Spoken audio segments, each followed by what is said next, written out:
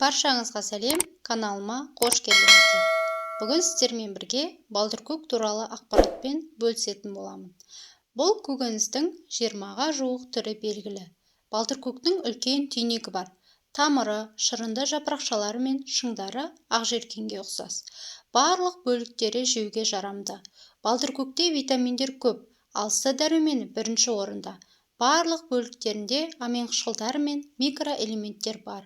Балдыркөк талшықтарға және эфир майларына, сондай-ақ А, Е, К және В дәрумендерінің витаминдеріне бай.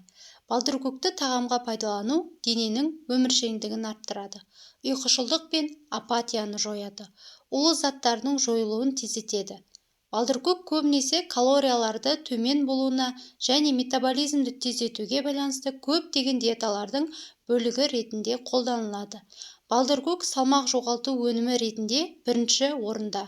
Оның ас қорыту үшін өсімдік құрамынан көп калория жұмсалады. Балдыркөк қосылған тағамдар жақсы сіңеді, метаболизмді жылдамдатады, холестеринді төмендетеді және артық сұйықтықты кетіреді. Кептелумен күресуге және ісінуді кетіруге көмектеседі. Балдыркөк қарт адамдар үшін өте пайдалы өнім.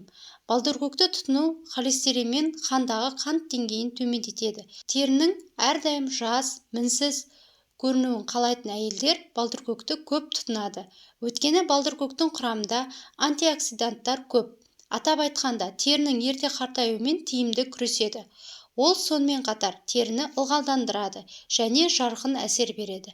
Зерттеулер нәтижесінде балдыркөктің құрамында қатерлі ісік жасушаларының метастазасының алдын алуға және күресуге көмектесетін көптеген қосылыстар бар екені көрсетілген. Оның құрамындағы ацетилинді қосылыстар ісіктердің өсуін тоқтатады. Дене бітімін сақтап қалғысы келетін қыз-келіншектер балдыркөктен смузи жасап ішеді. Ол үшін балдыркөктің бір сабақшасын, бір дана жасыл алма, бір стакан су қосып, блендер арқылы езіп смузи жасайды. Алманы кивимен алмастыруға болады. Және достар, сіздерге беретін ақпаратым осымен тәмам. Ақпарат пайдалы болып жатса, қазақша каналға қолдау білдіріп, тіркеліп, лайк басып, комментарий бөлімінде өз пікірлеріңізді қалдыра кетіңіздер.